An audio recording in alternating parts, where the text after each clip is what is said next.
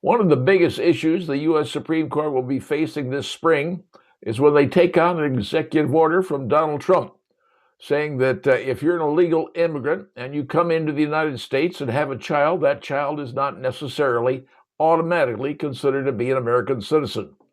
Now, there are those who are going to argue about this under the 14th Amendment, but there is a scam going on, ladies and gentlemen, and it's a big one, and it's happening mostly in California. And if you're not aware of the scam, let me tell you what the deal is. Very wealthy Chinese nationals come to the United States and hook up with brokers, and they pay them $200,000 approximately, some more, some less, to have a woman become a rent-a-womb, for lack of a better term. And these women are paid $70,000 to carry the offspring, if you will, of a Chinese national. Now, this is all done under the guise of California.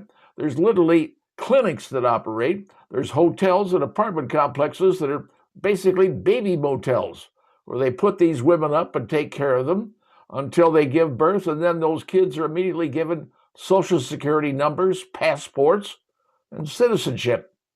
Even though they come from a Chinese national, the baby was born in the United States, and in California, they actually put the name of the parents in China on the birth certificate.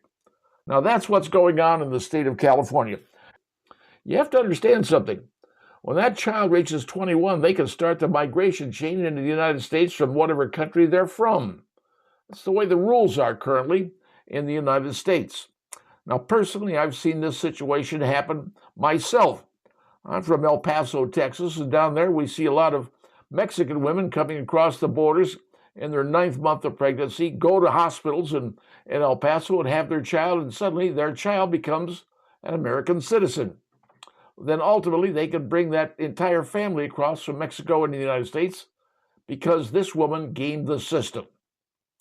But the Chinese one is a big one. And that's been going on in California for a number of years. And like I said, roughly 75% of the illegals born this way to American citizenship in this country come through the state of California. Now, what will happen? I can't tell you. Supreme Court will be taking the case in April, I presume, maybe or even earlier than that, and hopefully we'll have a decision by June. But this is going to drastically affect the way the United States is.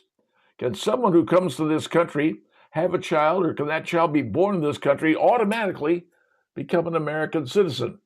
Or do they need to be the parents need to be citizens in the first place in order for them to be a citizen of the United States? That, folks, is the issue. And that's going to be discussed in the Supreme Court with a big case that is going to determine a lot of what happens in this country for, well, years down the road. So, now you understand what's going on.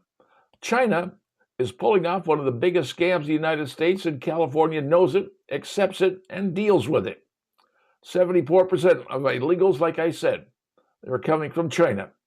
And that way they can come back, American citizenship, kid could grow up, become a Chinese national in the military, come across the border and say, hey, I'm a citizen, I'm bringing all my Chinese family in.